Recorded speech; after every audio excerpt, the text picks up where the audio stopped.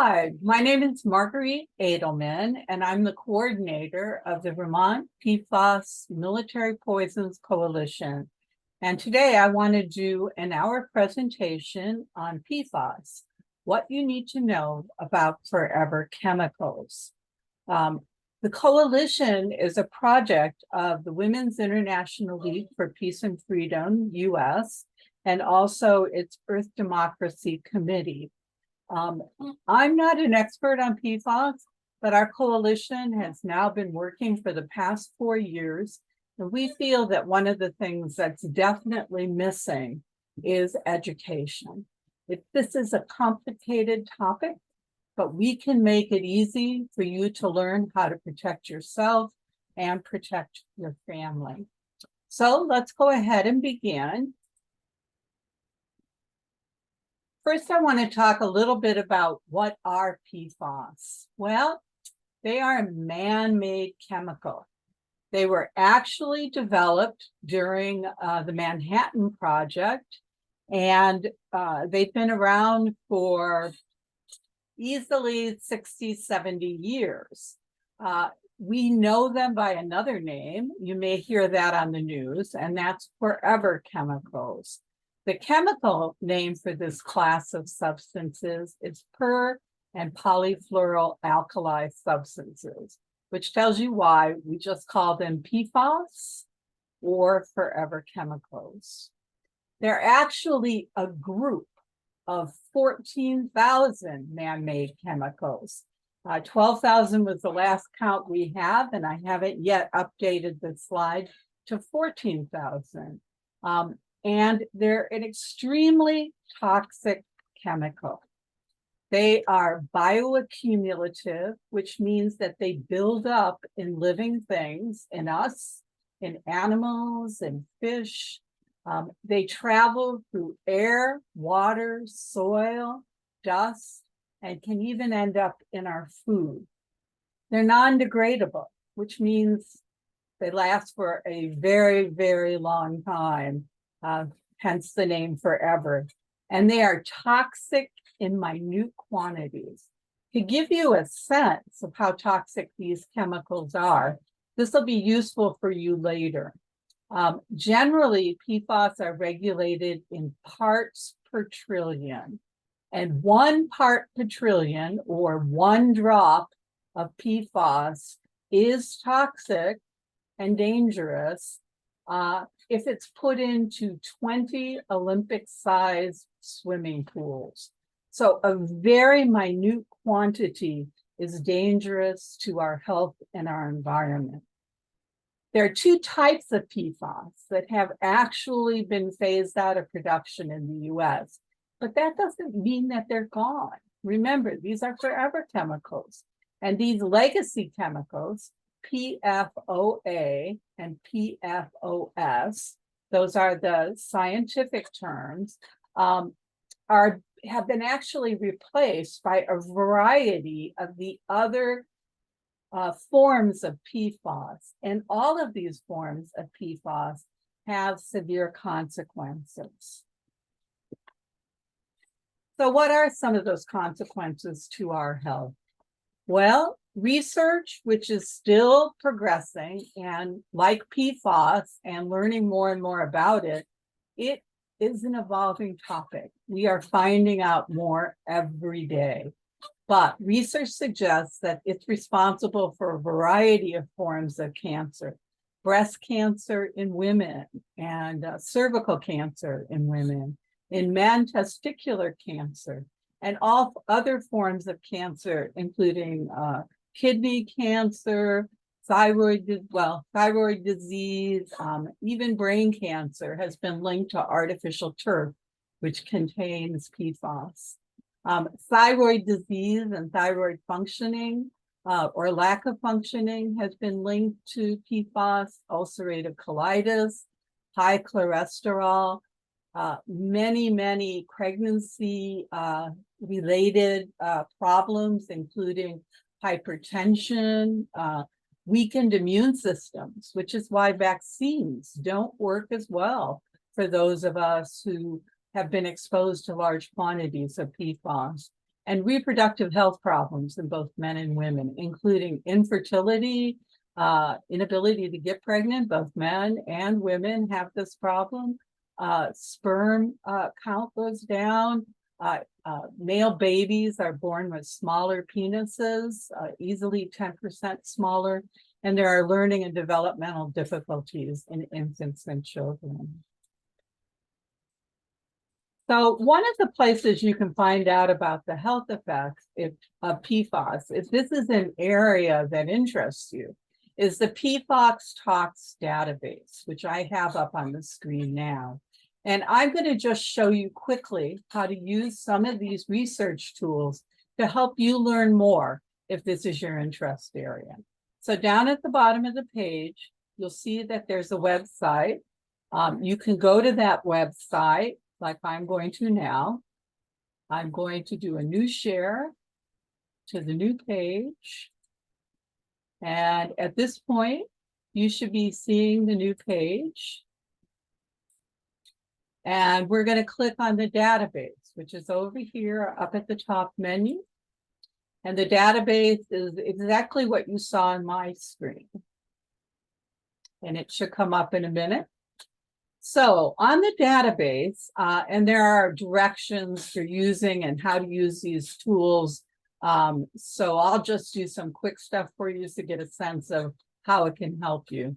You can filter out, for example, over here, human, animal, or in vitro effects of various forms of PFAS. Like I said, there's 14,000 forms and studies have not been done on all of them, but we're just going to take PFNA, this top one, and we're going to run across all of these different health problems, everything from metabolic and digestive system issues all the way over to cancer. And I'm going to click on cancer in humans. There are 14 studies that will come up here on the right, where it says selective studies. And what you can do then is click on a study and see what the study is about and which PFAS were measured in the study. For example, this one was done in Saudi Arabia on females, and it was their exposure to the various forms of PFAS there for thyroid disease, kidney disease, tumors, etc. And you could go on down the list. So if health is what interests you, this is one of the best tools that has just come out that you can take a look at. I'm going to go back now and click to the next slide, which shows where PFAS comes from. PFAS comes from industrial sites, military and fire training sites, airports, wastewater treatment plants. The list goes on and on. Industry, obviously, is an area.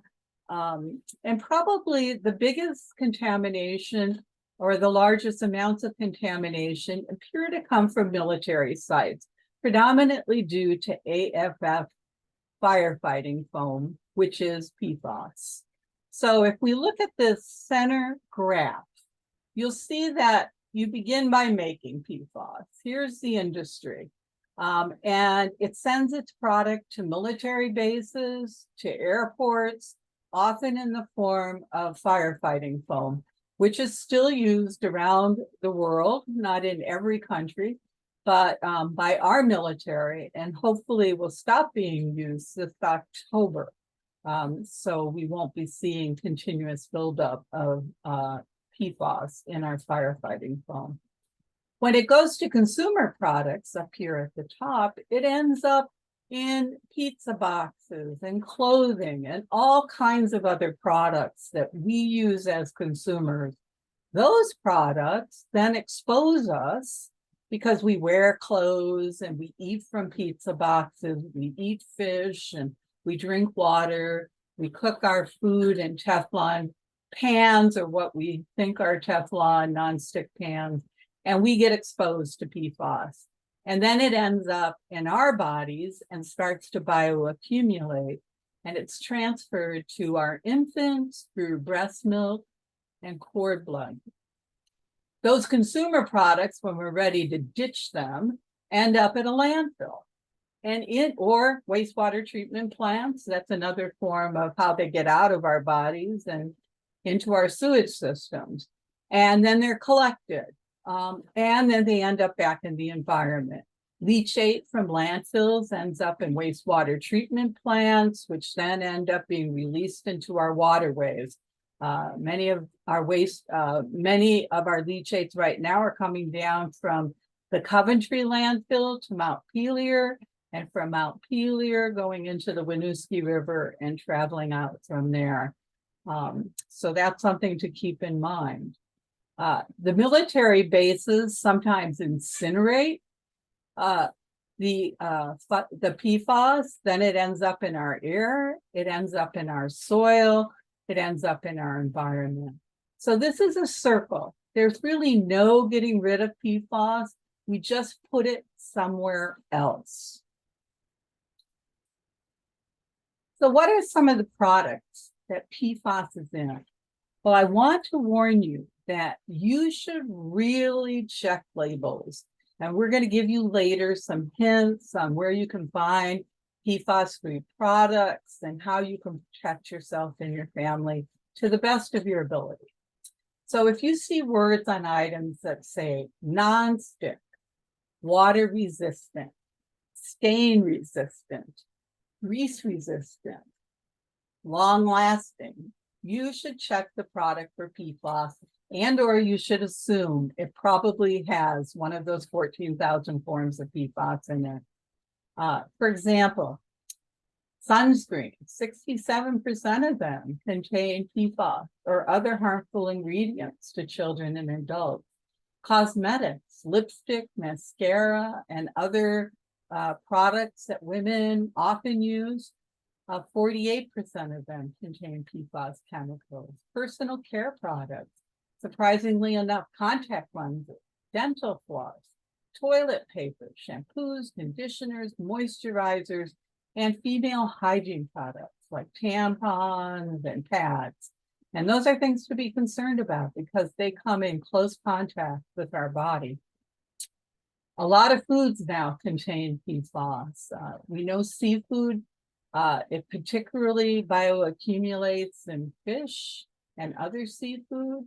And we find high amounts of it now in many of the farm products that we buy at the store. Probably safer with organic products, but in general, we can find them in blueberries and kale and green beans and many, many vegetables. Cleaning products, bug repellent and pesticides, home ones and those that are used out in the environment, in farms and lakes, etc. Household and consumer products, things like rugs, which are made stain-proof, or furniture that's made stain-proof, paints, mattresses, all of these, outdoor clothing especially, rain and snowshoes, ski wax, artificial turf, all of these may contain PFAS. Cookware, we've talked a little bit about that. Those non-stick pans, not so good. And a lot of the fast food wrappers and containers also contain PFAS. And children's products contain PFAS. You've probably been hearing a lot about PFAS in the news. We've been working on the topic for 4 years now. And when we started, I would say PFAS to people and people wouldn't know what I was talking about. Today, it's a little bit better. It's appeared on the news quite a bit. And the EPA has finally, after over 20 years, looked at setting some new water quality standards. These standards are going to be very, very important in the coming years. And hopefully they'll actually pass. Right now, they're in the stage of being proposed. So what they're proposing, first of all, is a health advisory that sets PFOA and PFOS at certain limits that they believe are a lifetime maximum that you can be exposed to. So for example, if you remember, we talked about parts per trillion. and 1 part per trillion is equal to 1 drop in 20 Olympic-sized swimming pools. Well, the health advisory for PFOA is 0.004 parts per trillion. And the health advisory lifetime for PFOS is 0.02 parts per trillion. So truthfully, we should not have any PFOA or PFOS in our drinking water. It's that dangerous. However, the EPA is looking at setting an enforceable, we've not had this before, an enforceable maximum contaminant level, and that's what MCL stands for here, for PFOA and PFOS. They are proposing to regulate them at a level that they believe can be reliably measured by our current lab testing, which is 4 parts per trillion. That means that they're already not able to measure anything that's technically below 4 parts per trillion. Although there are labs that can measure at 2 parts per trillion. But because it's inconsistent across the country, they've decided the enforceable limit would be 4 parts per trillion.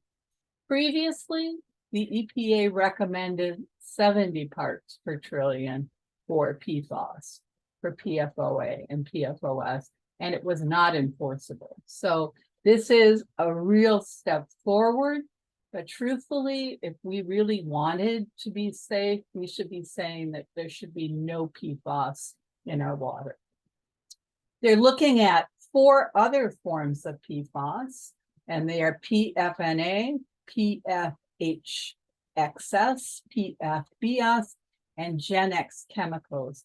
And they're proposing what they're calling a health hazard index for the combination of these 4 chemicals in order to protect communities. It's a little complicated, but it's not a bad idea because truthfully, we don't know how all of these poisons interact with each other. One thing I learned in a recent webinar was that some of these PFAS act on different organs, like PFNA may act on kidneys, and PFHXS, for example, may react only on fertility and reproductive issues. So it's interesting that it's hard to say how they all interact together. So the health hazard index is a unique approach. However, I want to remind you that there are 14,000 forms of PFAS out there, and the EPA is only talking about regulating 6. They're also talking about monitoring, public notification, and treatment. These are really good things, and hopefully if the EPA follows through on what they're calling the PFAS strategic roadmap, we will see some progress in starting to regulate and get a handle on PFAS contamination in our country. However, none of these laws will go into effect until they've been passed, and that's likely not going to be till 2026 or later. And in the meantime, all of these forms of PFAS are still bioaccumulating in our environment. To give you a sense of how it's being handled in other parts of the world, the European Union is looking at banning 10,000 forms of PFAS, and they're committing industry to stop using PFAS in their products. So what we really need to be doing around the world, and especially here in the United States, is regulating PFAS as a class of chemicals and ideally banning it, because in this case, dilution is not the solution to the pollution of PFAS. These bioaccumulate. You cannot get rid of them easily. So I'm betting you're wondering if your drinking water actually contains PFAS, or even if your blood contains PFAS. Well, Here's Vermont's standard. Vermont has been ahead of other states. Not every state has actually set maximum contaminant levels, and Vermont has done that. If you remember, the EPA's recommendation was 70 parts per trillion. But a few years back, Vermont decided that of 5 forms of PFAS, they said that you couldn't have more than 20 parts per trillion. And that means that the sum of those should not exceed 20 parts per trillion in your drinking water. So there's 3 ways, and I'll show you a third way in a minute, that you can actually check your water. You can go to this website, which is here, www.ewg.org, tap water, and enter your zip code. Currently, it's a little behind schedule in showing everything that's in your water, and it may not show PFAS. However, it will show all the other major contaminants and toxins that are in your water. This website, which is a Vermont website, will allow you to search your particular town area to see if there's PFAS in your water. And I'll show you how to do that in a minute. And if you're interested in finding out about PFAS in your blood, there's a place here you can go and find out about getting your blood tested, which for some people, depending on their career, especially firefighters, is something that they may want to do. Particular concern in every state in the US is individuals who live off well water. Public water is often tested, and testing is often required, even though it may not test for PFAS. And PFAS testing is expensive. The floods here in Vermont, for example, that we had recently stirred up quite a bit of PFAS, as well as pesticides. And those could have leaked down through aquifers into people's wells. It would be important to get your well tested, just to be safe. But certified lab testing in Vermont is quite expensive. Certified tests can cost anywhere from $350 to $500. And this link will take you to a list of places that Vermont has approved as certified labs. We've been using a slightly cheaper source, which has proven to be just as effective as the certified labs. And the total cost is $79, including the fact that they test for 27 forms of PFAS, which is far more than the certified labs in Vermont test for, and they can test as low as 1 part per trillion. So CycloPure is something that we use. I'm not recommending it, but I would suggest that you take a look at the site and know that the tests are affordable and reliable. Can you remediate for PFAS in your home? Yes, you can. Unfortunately, this is not cheap for most people. You know, it means that if you feel like you're drinking water from a public supply or you're drinking water from a well needs some sort of remedial system, then there are 3 that work for PFAS. One is an activated carbon absorption system. One is an ion exchange resin system. And one is nanofiltration or reverse osmosis. And you can find more information about both of those, well, all of those at the first website. And the one that I found that was the cheapest for reviews on water filtration for PFAS is listed with another link below that.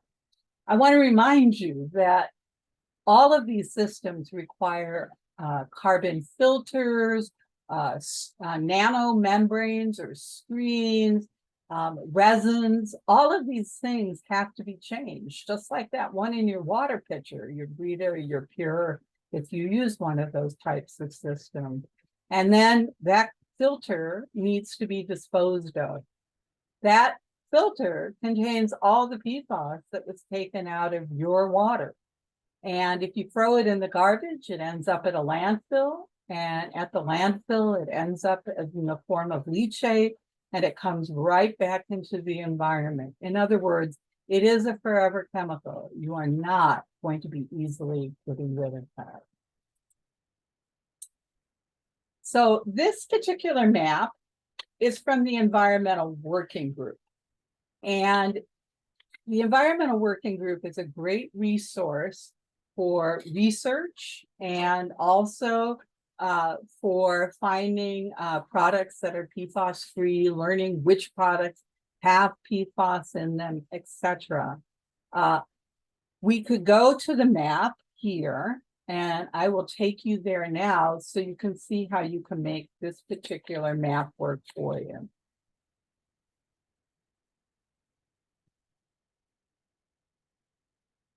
It takes a minute to come up, so it's slowly coming up here.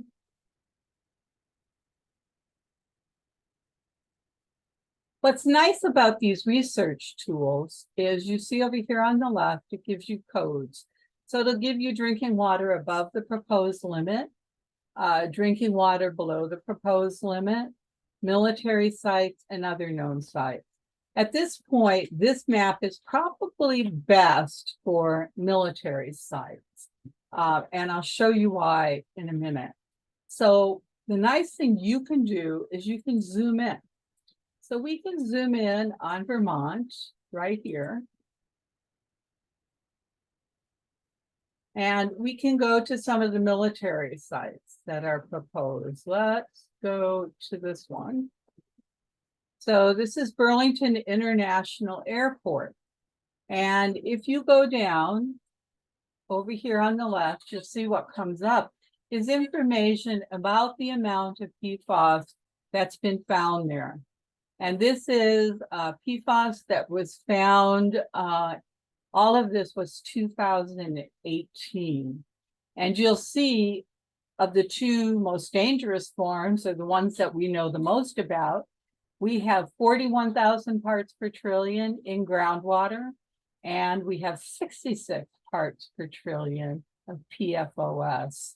And then if you add all the other forms in, you'll find that we have 125 parts per trillion of PFAS. Our testing in the Winooski River showed that it was coming down towards the salmon hole in Winooski, and we recorded their high levels of PFAS as well, well above what it should be. So this is a good site for checking out the military sites, and I'm going to stop sharing this one. And, oh, sorry, I lost my recording. And take you back. Okay, and take you back and take you to the second one. This second site is the one that I talked about before. This is the one from the state of Vermont, now that they've started testing for PFAS. This will take a minute to come up.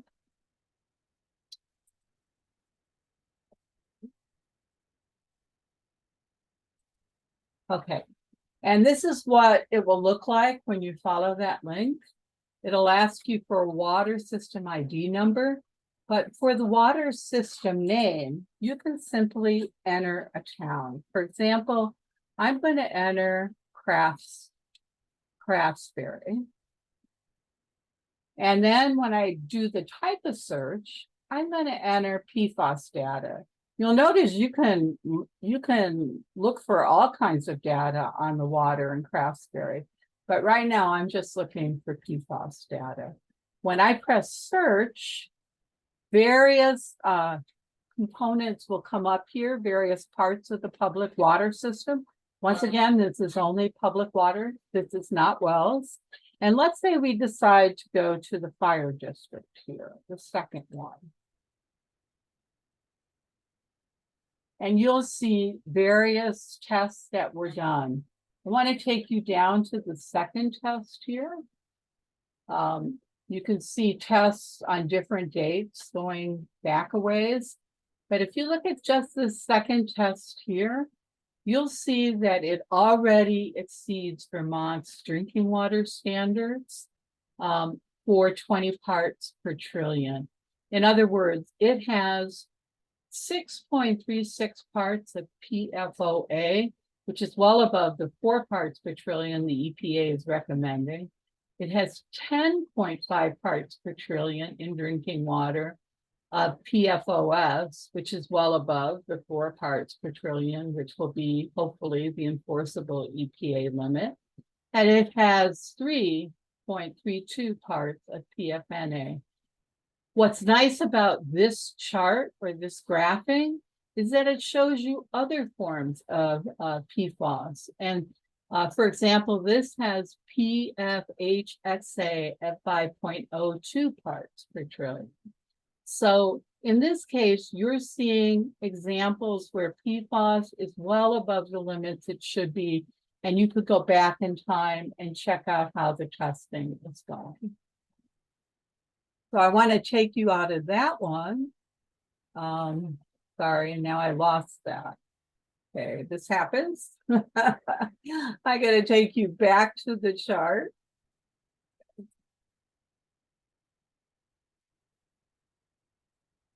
Okay, back to the slideshow.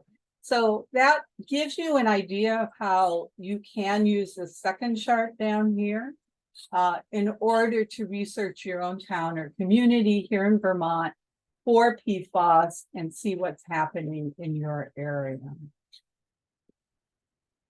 The next site I'm going to show you is industrial sites. Once again, this is an environmental working group map of sites that are for suspected and confirmed PFAS contamination. And I want to take you to this map.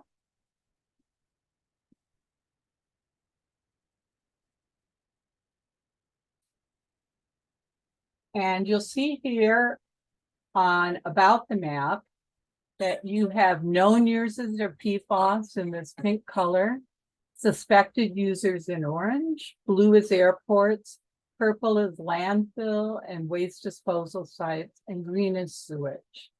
What I really like is this list of industries that potentially use PFAS. And it's interesting because if you live near one of these kinds of facilities, you may want to check out whether they're using PFAS or not, or check them out in some of the resources I'll show you later.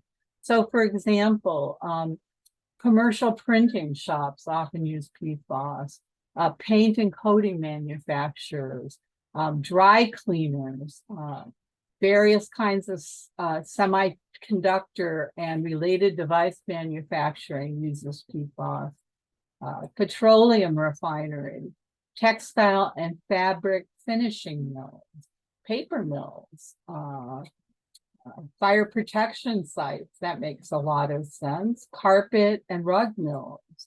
And the list goes on and on and on.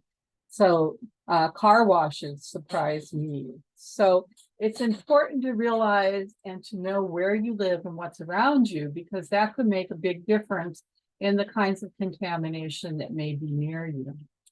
If you get rid of the link and now you want to use the plus sign and pull into Vermont, you can click on some of these sites. So for example, I'm choosing here Montpelier. Okay, and this is the Montpelier wastewater treatment facility. I was really surprised to find out that 378 parts per trillion of PFAS is released from this particular wastewater treatment facility. Down in Moortown, if I can find it. That's a Middlebury one. Let's try this one.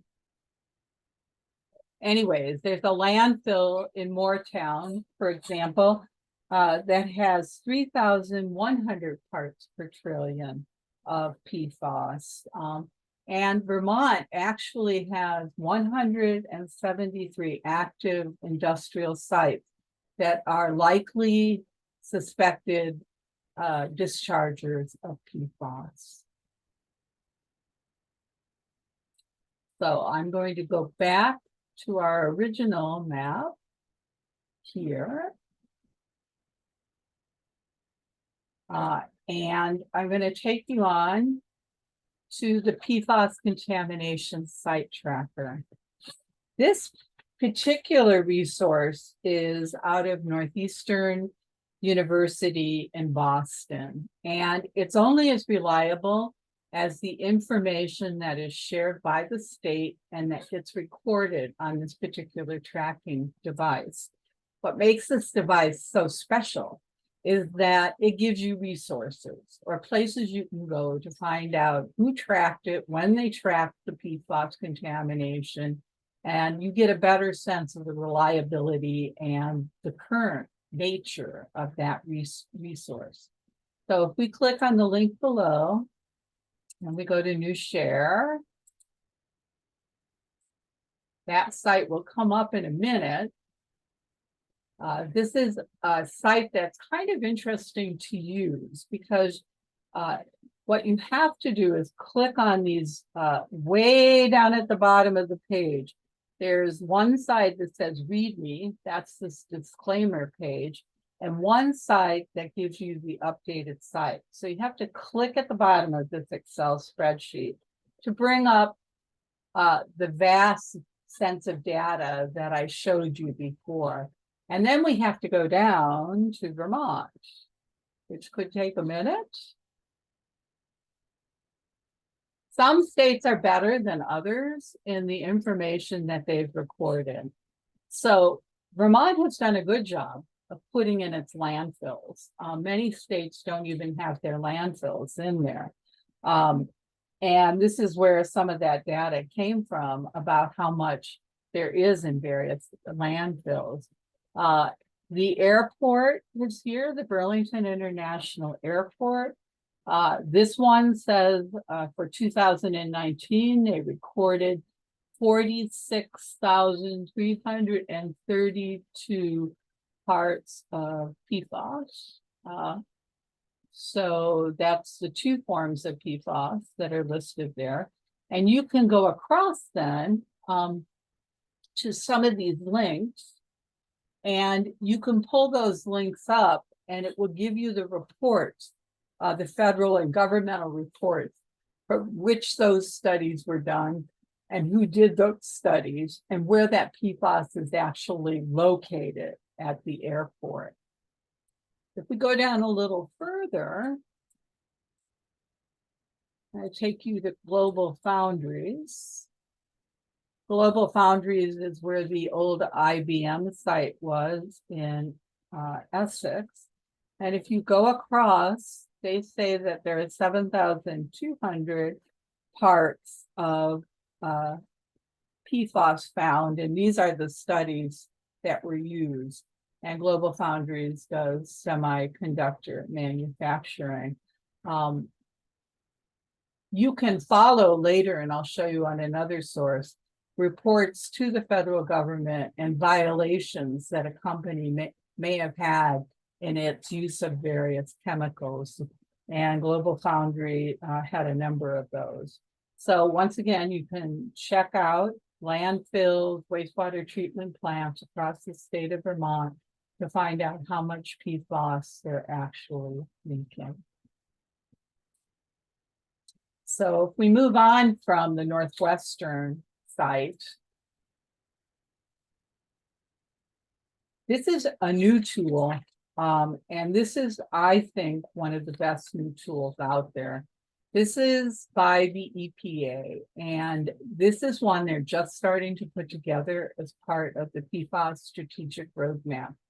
This tool tries to combine everything from water to fish, to industry, to Superfund sites, to military sites, and so on.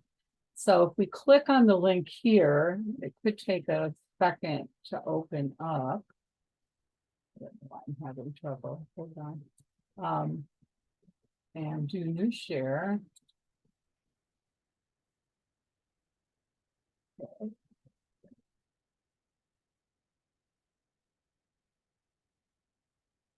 You can see it's still thinking, because it's a very comprehensive tool. There's a lot of information there. One of the first things you need to do when you get to this tool is acknowledge the disclaimer, which we'll do right now. And what you'll see come up is a map of, all the US states and properties. What we can do is go down here and indicate that we just want to see Vermont. Okay, and it will zoom into Vermont. Right now, what you're seeing, and I'll try and show you this, is the integrated map. And it's in a slightly darker blue across the top up here, top menu. You can go to drinking water. We're going to skip that because Vermont's drinking water page is much better than this one.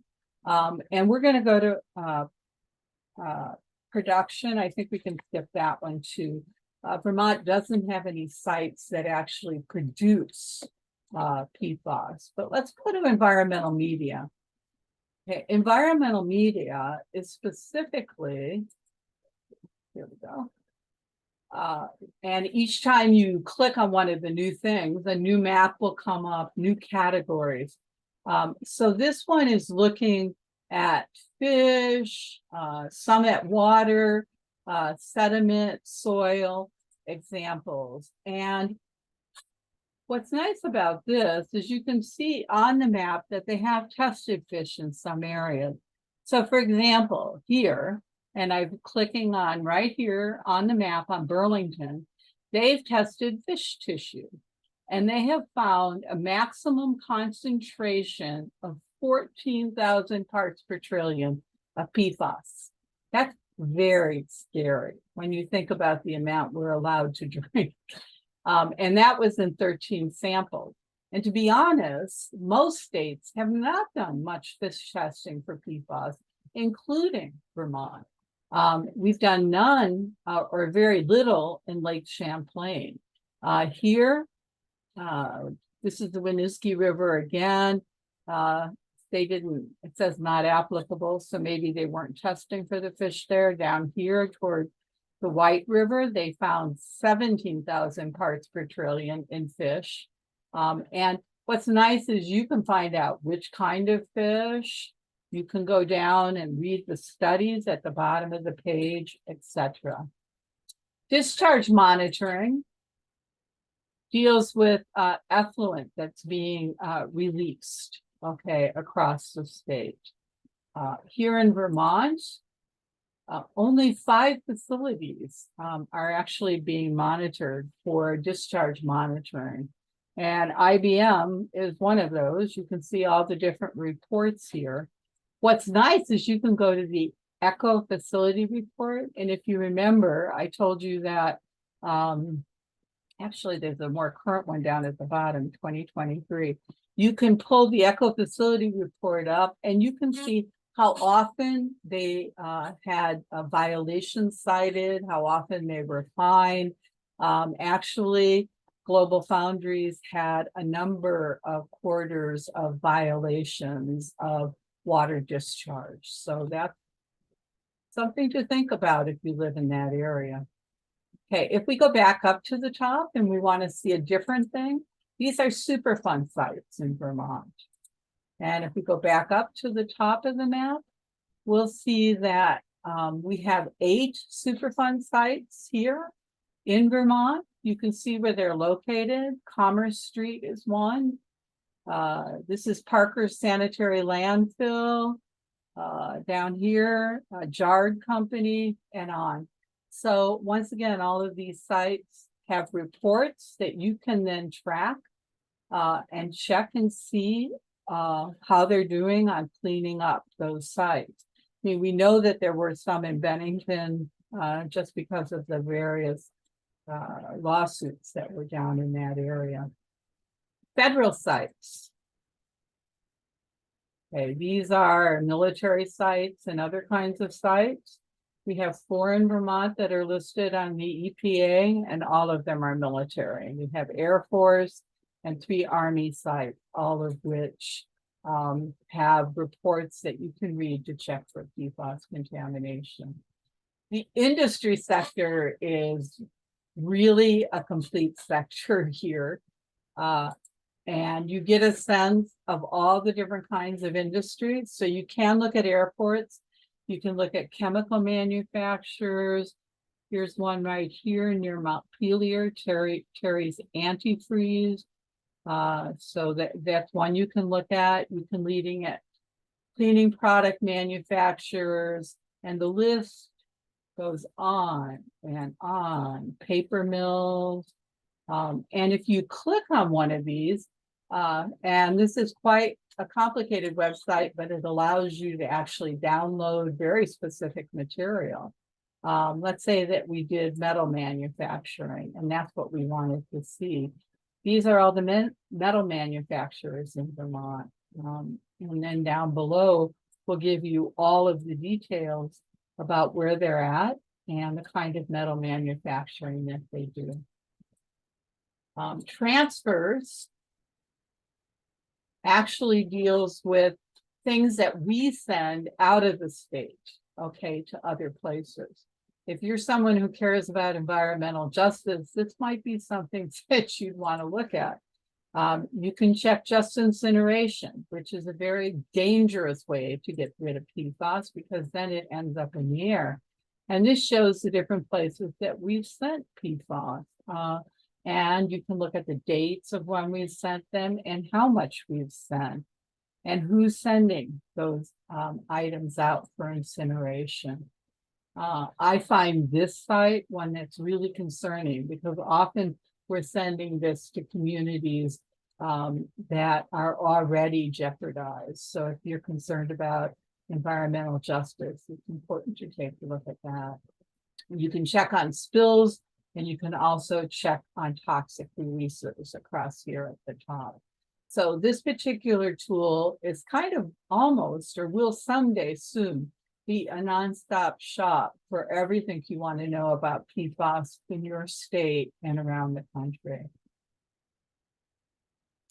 So if we go on from there, what I did was I put all the data from all of those different research sites together to help you understand what we're looking at in terms of contamination in Vermont. And once again, these numbers are evolving.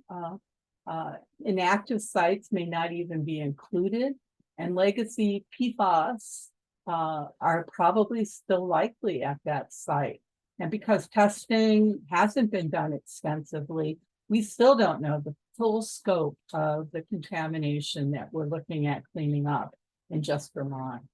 So we know from the data that 60 public drinking water systems in Vermont have significant PFAS contamination.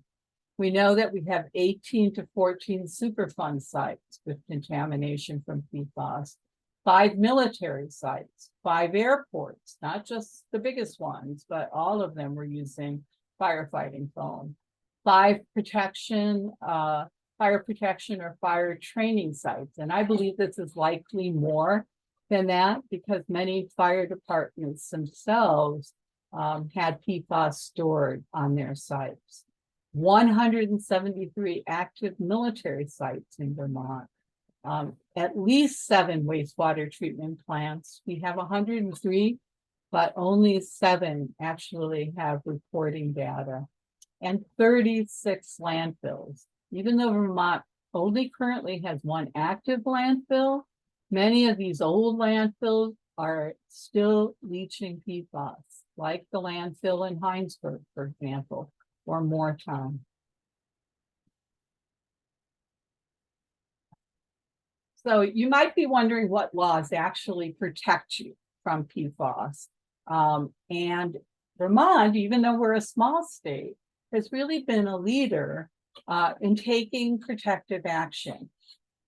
In fact, across the US, it's been the states that have pushed the EPA to start doing more because the EPA has been exceptionally slow at acting on anything related to PFAS or pesticides or other toxins. In 2021, we kind of went above and beyond a number of states by enacting a bill S-20 that was championed and written by Ginny Lyons that restricted the sale of certain consumer products that contain PFAS. And we were one of the first states to adopt drinking water standards for PFAS, like I mentioned earlier. What I love about this is if you're an advocate and you really want to make a difference, this website, www.saferstates.org, is probably the best place to stay on top of what's happening in Montpelier and what bills you should be looking at. So if I click on it and go to new share, pull up the new screen, takes a minute, so give us a second. You'll see another map of the US. And if we go and just click on Vermont, it will tell us that we have 7 current policies that are being proposed related to PFAS and 22 adopted policies. So if we push learn more about Vermont, those policies are going to come up. Okay, and what we'll see, and this is a great site because it allows you to look at your state. The first set are current policies being considered, and there are 7 of them. I'm going to take you to SDS 25. But if you want to see the ones that have already been adopted, you can go down here and see the 22 policies and exactly what those policies deal with. S25 is a policy that will make a huge difference in what is sold to individuals in Vermont and distributed here. Now, if you click on the bill, this will then take you to the Vermont. I want to make sure I'm getting that page up. Good. It takes you to the Vermont General Assembly page, where it tells you who the sponsor of the bill is, Senator Ginny Lyons, Virginia Lyons, and it will tell you all of the status of that particular bill. And you can even get the current text of the bill as introduced. You can see the committee activity, who to contact. You know, right now the legislature is not in session, but I can tell you that S25 passed the Senate in the last legislative session, and hopefully we hope to get it passed in the House in the next legislative session. So if you just want to see, for example, it went to the House and it went here. This is the last action on it in April of 2023. It went to the House and it was read for the first time and went to the Human Services Committee. So in the January, we'll be going to the Human Services Committee. Okay. I'm sorry, I shouldn't have clicked on that. Go back. So if we go to committees and we want the House Human Services Committee, we can see who's there, who's on that committee. The chair is Teresa Wood. We can see information about the vice chair, the ranking members, and all the members. And maybe we'll ask to testify on the bill or whatever we can to try and help get the bill passed. You can see the committee meetings and when the bill is being considered. So Safer States gives you a tool that allows you to track bills, to read bills, and to get to the pages that you need to get to find the people you need to contact to get what you want done. So I'm going to go out of Safer States. So how can you reduce you and your family's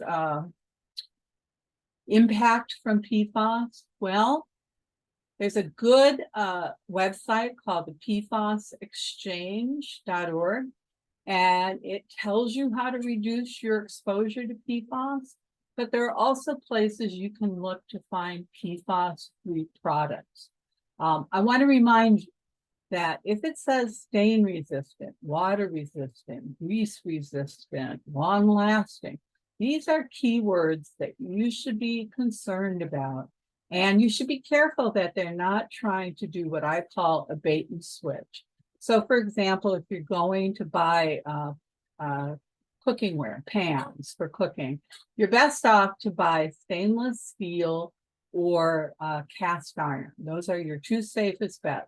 But if you're looking for something else and you want to make sure it's PFAS free, make sure that when you read the outside advertising, that if it says contains no PFOA or contains no PFOS, they're only telling you about 2 forms of PFAS, and there are 14,000 forms. Unless it says has no PFAS, which is the class of chemicals, you cannot really be sure that it's PFAS free. So this website, which is at pfascentral.org, and I'll take you there now.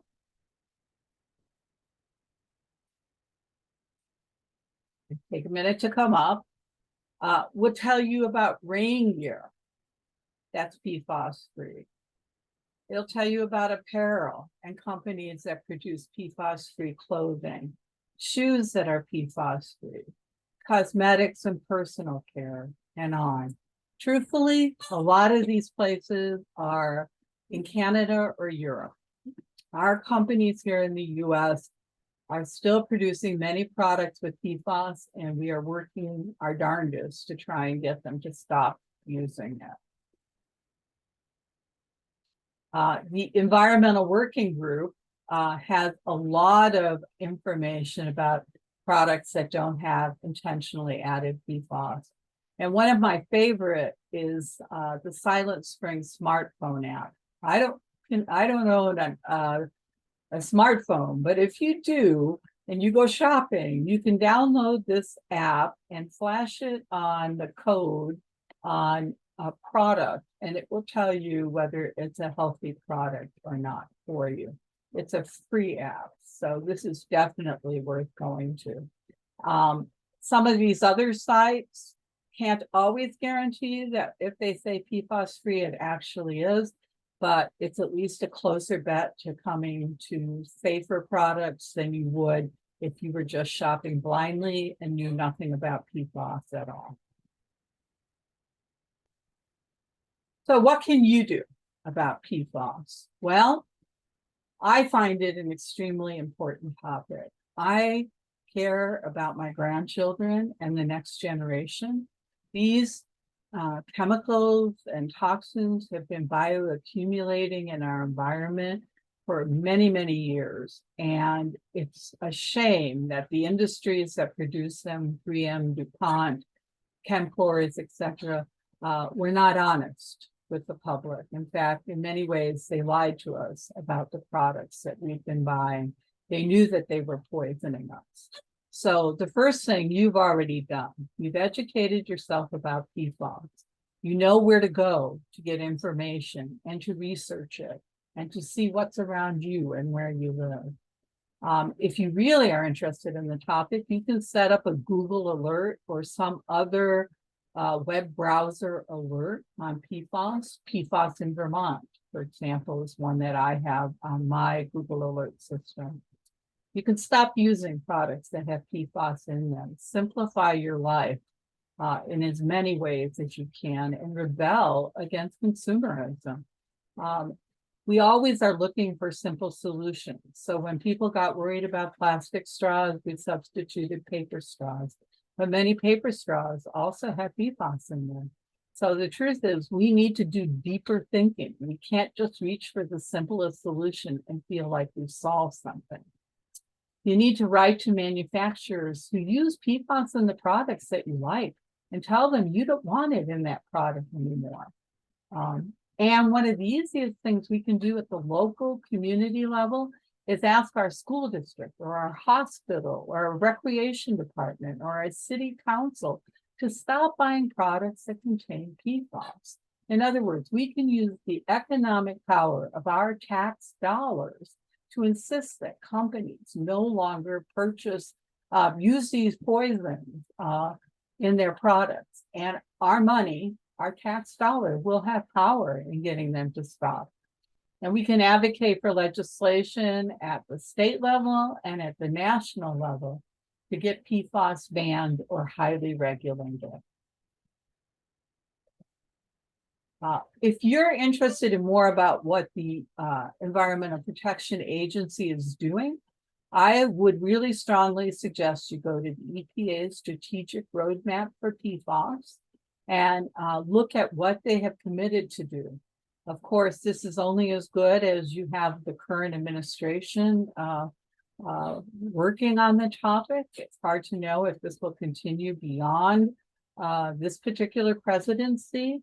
But with our education and knowledge and advocacy, I'm hopeful that it can. And these are some of the resources that you could use. Militarypoisons.org is one. That is our website for the Women's International League for Peace and Freedom and for our coalition here in Vermont. The Environmental Working Group, the PFAS Project, which is out of Northwestern University and has the wonderful contamination site tracker. Safer States, which deals with the legal aspects of how states are regulating toxins and PFAS. And PFAS Central, that has a huge amount of information about PFAS. If you want your own copy of this particular PowerPoint so that you can click on the links yourself, just send me an email at pfasinfo@wilfus.org, and I'll send you a copy of the PowerPoint and or a PDF. The PowerPoint, you can click directly on the links, and a PDF, you'd have to copy and paste them. So I hope I feel that in this hour, you've learned a lot about PFAS and how to research it, and how you can find ways to protect yourself and your family from this environmental poison that is literally all over the globe, up in the Antarctic, and polar bears, everywhere. Places you cannot even begin to imagine where it's traveled, because it travels so easily and it lasts forever. And we need to say no and ban it forever. Thank you very much.